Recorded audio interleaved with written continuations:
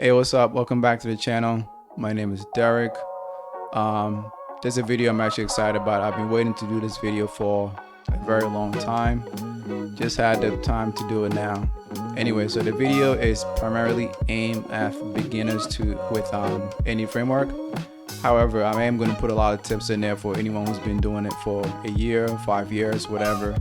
You may find some tips in there along the way. So I won't make the video too long. I'll probably break it down into 2 separate videos just to make it a little easier to digest. But anyway, so let's just go ahead and jump into the video. I really hope you enjoy it. If you do, like, subscribe, share, all that fun stuff. All right, let's go ahead and jump into the video. All right, so if you're already here, you know about EF Core, you know about any framework already. So any framework is a entity framework. It's a object relational mapper, ORM. It is the most popular ORM on the .NET platform. It isn't the only one, but it is the most popular one. It started with Entity Framework. The last is the Entity Framework 6. Entity Framework Core is the next, essentially the next iteration, and it was introduced from the .NET Core platform, which is now just the .NET platform, basically. So what is it and why would you want to use it? So the ORM in general is just a way for you to be able to interact with your database without necessarily having to write database code, right? Doesn't mean you don't need to know about database. It just means you don't necessarily have to write database code. Now, while most databases adhere to a certain standard, they all have different ways of doing certain things. So the idea of an ORM is that you don't have to worry about the underlying database itself. You can use it, and as a result of it, be able to interact with SQL server, be able to interact with MySQL, Postgres, and so on and so forth. In practice, this isn't always the case, but in theory, this is what you're supposed to be able to do, right? Also, let's say, for instance, if you have a scenario where you want to switch from one to the other, the idea is that you don't have to worry too much because you're not writing the underlying database. You're just writing the code to interact with the database, so you can just switch over. In practice, again, this isn't really something that I've seen anyone even do, because generally speaking, if you have a legitimate business with a lot of data hanging around, you're not about to switch over from SQL to, I don't know, MySQL or something like that. What you will likely do though is maybe create MySQL to interact with maybe some of the new code that's coming in, but to literally switch from one to the other, that's usually not a thing. So don't be sold by the idea I'm going to use an ORM just because someday I may switch over to, I don't know, Postgres or whatever. That's just not really a thing.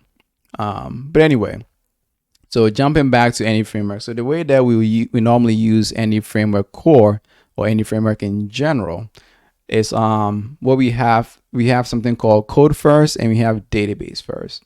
But first, I'm going to talk about code first. It is probably one of the ones that I think most people get introduced to.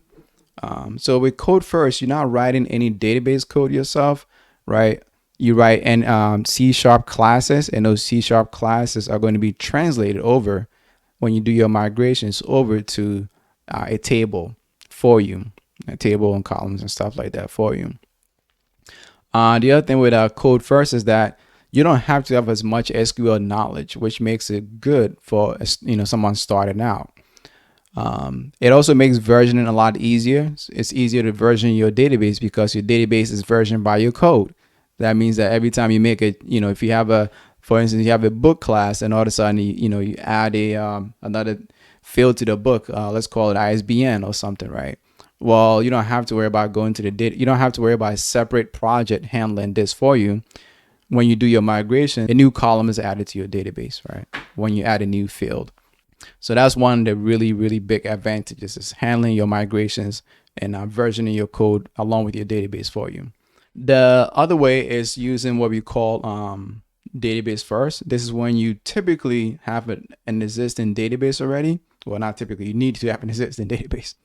But the reason why someone might want to use code database first is because they have an existing database that they want to take advantage of.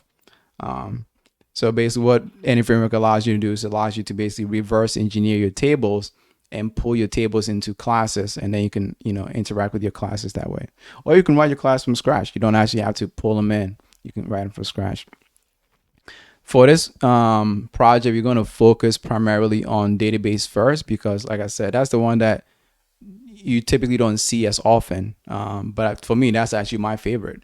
This level of control that comes with that I actually enjoy a lot more. So what I'm going to do here is I am going to show you some things that you need. So I'm going to use Visual Studio. Before I even go any further, I should mention that the code and everything else is going to be available on GitHub, just like this code is. But anyway, I'm going to use SQL Server, and you can just go ahead and download the Express version. It's completely free. I'm also going to use Visual Studio. If you're watching this channel, you probably know what Visual Studio is. You can just go ahead and download that as well. The other thing that's you don't necessarily need, but it's going to be helpful is Sql Management Studio. Basically what this does is allows us to, it allows us to view our tables and play around with our tables, make queries, add new columns, add new tables, and pretty much anything that you can imagine doing. It's an extremely powerful tool that allows you to interact with your databases and no matter where they are, right? So go ahead and download that. It's also free, so you have no excuse. So the other thing we're going to need is I'm going to be working with Visual Studio, and let me go ahead and close. So the other thing I'm going to need you to do is go ahead and create a web API. It's going to be an empty web API project. Once you have this created, next thing you want to do is you want to go and you can go to the section manage Nuget packages, or you can just come here, and I'm going to show you the package that you need.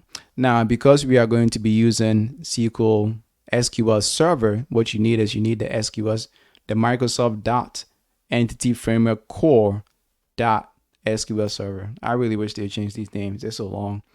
Anyway, so you need that. That's how you interact with. That's how you interact with SQL Server.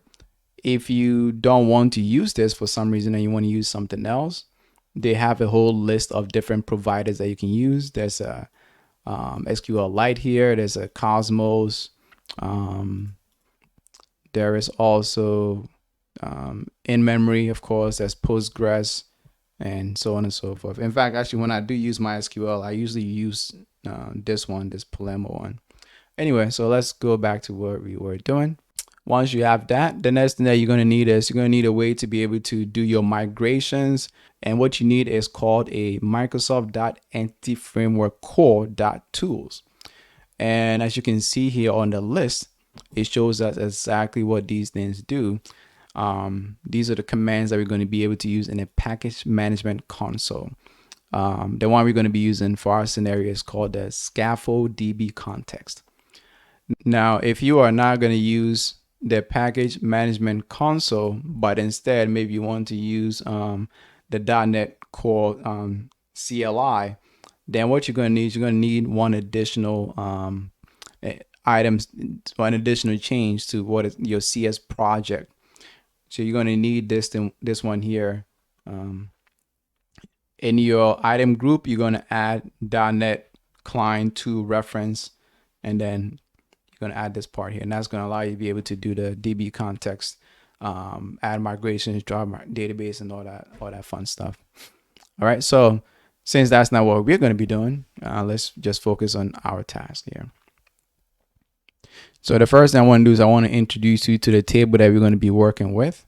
Now, because we're just working with this table, the database we're working with is not a big deal. I'm calling it flight control, and it's supposed to be sort of like a flight management. So if you look at the tables here, we have flights.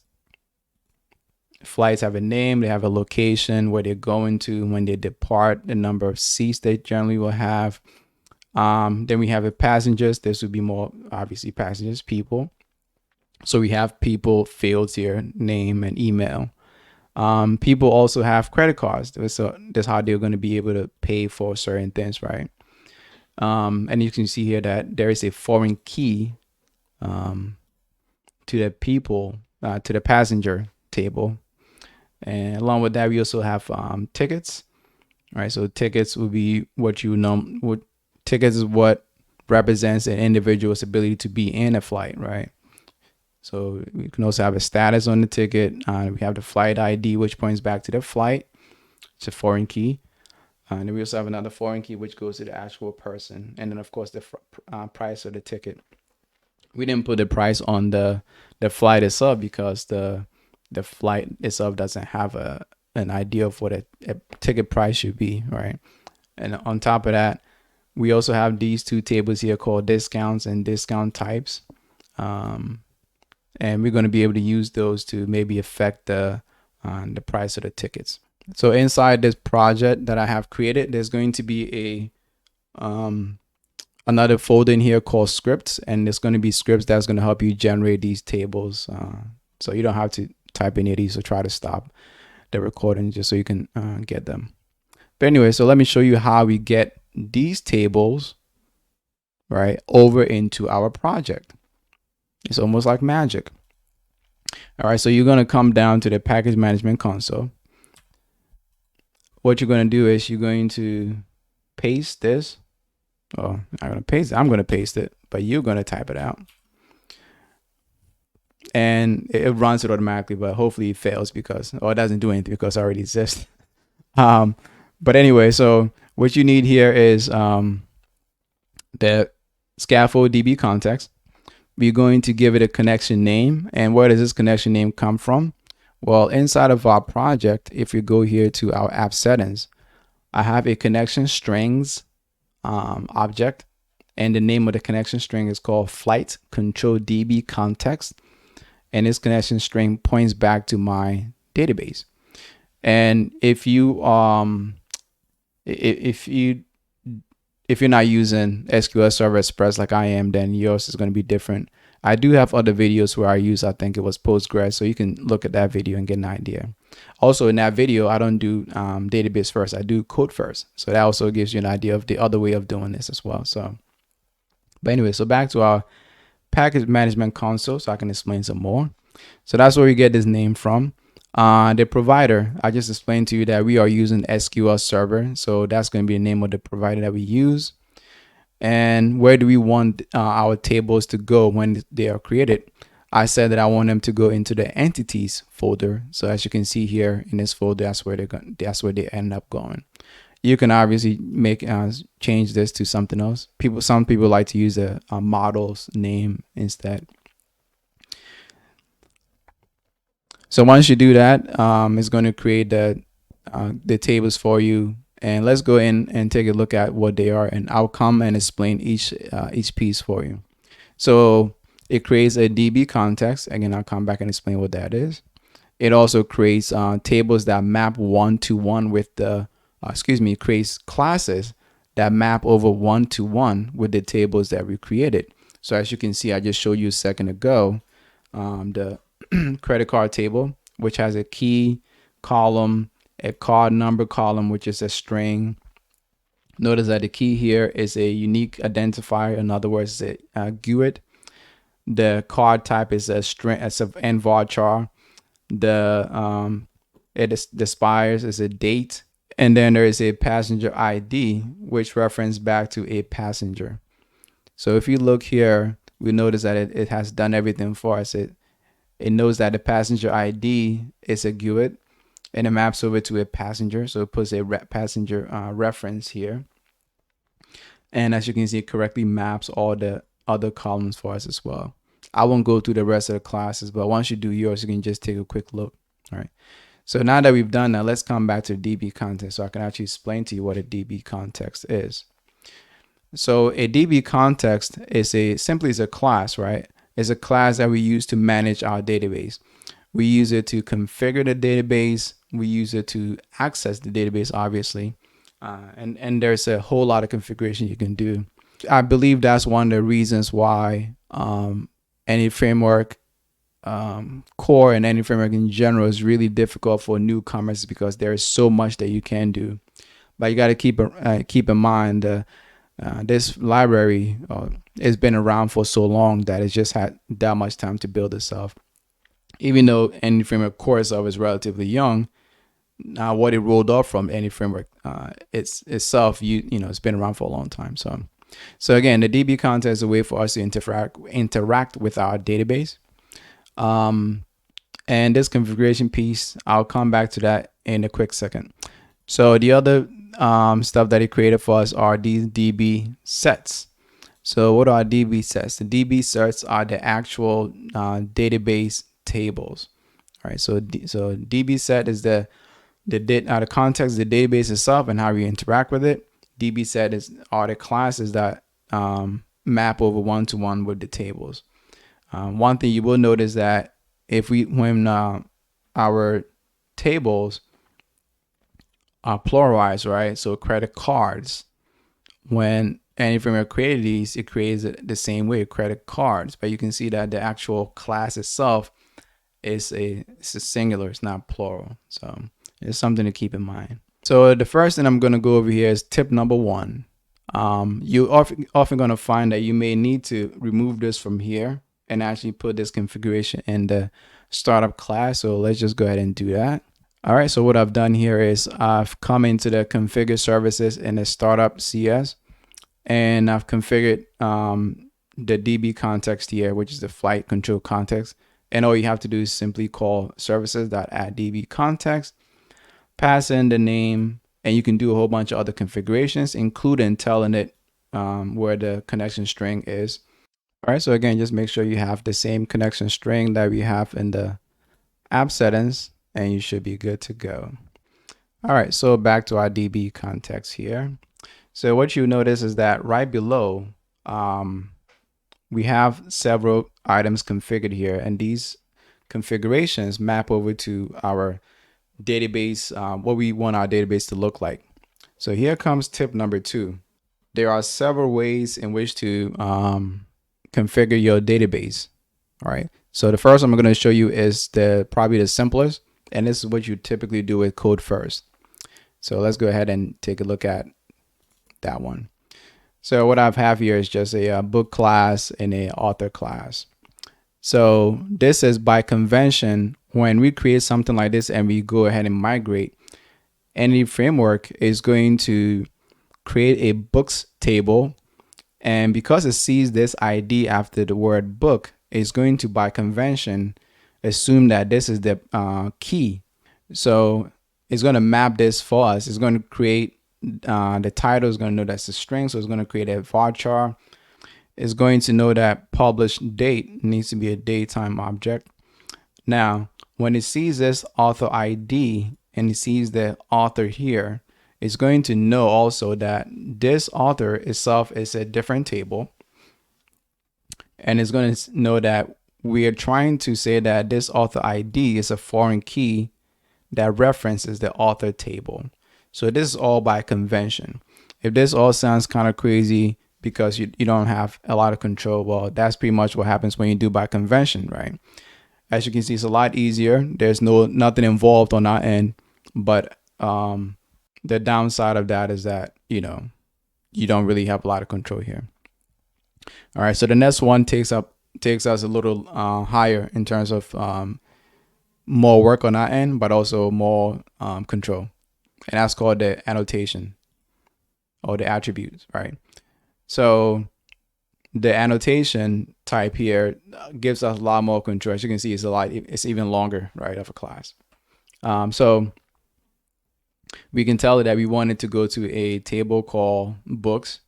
But sometimes maybe you don't, just because it's called book doesn't mean that we want our table to be called books. Maybe in your company, you have some sort of convention where maybe, this is called, all your tables are TBL, right? Or maybe there's a prefix with a company name, ABC company, right? So, but you want your classes though to be called book, right? So this is another way that any framework will look at it. Is, okay, this person wants me to create a table called ABC_books, but the name of the class is going to stay the same. As you can see here, there's another annotation here, an attribute here that's called key. That tells any framework that we want this to be called this is going to be the primary key. And as you can see here, I specifically named this one ID, even though we want to call it book ID in C# class, right? And these columns is what maps to, that's what any framework is going to do. There's a whole bunch of other things you can do here as well. You can add in a max length, a min length, whether it's required, what type of data it is. I mean, you can just, there's a lot more you can do here, as you can see. So now that doesn't mean you can do that in the other place that we just came from, the convention base, but the idea of the convention base is that you don't have to do anything, right? But you can mix. So here, another thing that you haven't seen yet is that here we have the author key, which is a reference to a foreign key to the author author class or the author table. Again, by convention, any framework believes that this should really be ID, right? So if any framework saw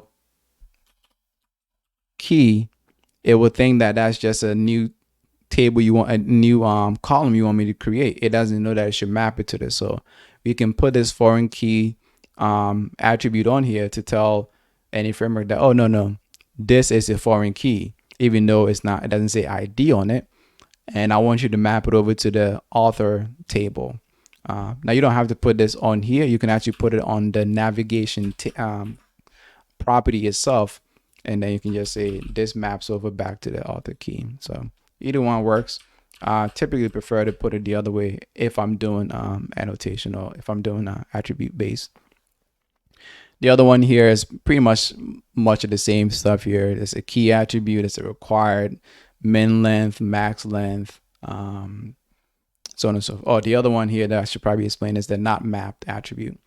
So what this does is this allows you to have a field that doesn't actually belong on your table, but you want to have this field, maybe it's a calculated field of some kind, right? So by putting this not mapped there, any framework is going to ignore this whenever it does any sort of interaction with the database. The last and the most involved type of configuration is what you've sort of already seen here. This is called the Fluent Base API, the Fluent type of configuration. And so let's go take a look at the books version of that. And again, I'm still using the same tables. Now, normally when I create something like this, every configuration is going to have its own class, but for simplicity's sake and just to have stuff on the same page so I can easily show it to you, I'm keeping everything here. But anyway, so very similar to where we just came from. As you can see, this is a lot longer of a class than the rest of the other ones because there's a lot more that you can do. And you can go, pretty much you can go crazy here. So we say that we want to build a table. This should go to a table and the table's name is books. Once again, here you can do the same thing we did in the other one. And then it should, this is the key for it. It's a primary key. We say that when it creates it, should always create a, whenever it's added, a new one is added, it should create it for us. We can also tell it the default value and say that, this should be an integer type of, data field, data type, right? So you can go, as you can see, there's a lot more that you can do here. So it's a column name, it's a title, right? So we have on here max length. We say that it's required. It's a Unicode type of field. Here the published date, again, we can say that is required. We can also say the data type. So we say the column type is type of date or daytime, right? I mean, as you can see, you can just go crazy with how many items you want to add to it and different kind of constraints, right? The last one I'll mention here is the navigation property. The way that we will link the author to the foreign key is by simply saying that this book object or this book table, it has an author, it has one author to it, right? And that author may have possibly many other books on that same table. And the way that we can reference a author is by this reference foreign key called author ID. The author one is obviously a lot simpler, so there's not too much involved here. So all right, so anyway, so that's your sort of crash course to the beginnings of any framework and any framework core. What I'll do is I'm going to save the querying part for a later video. And I think this should definitely get you going and probably answer a lot of the questions. So this should be pretty helpful. Before we do that, let me just make sure that this actually does work. I haven't run it yet, so let's just make sure it works first. I'm not gonna go crazy. I'm just go and get the DB context. Let's go here and let's just create a private read-only DB context. Call it flight context, sure. Oh, flight control, whatever. Let's bring it in here. Let's add this to the constructor. Perfect. And we don't need that. And also we don't want to return this. We just return an action results.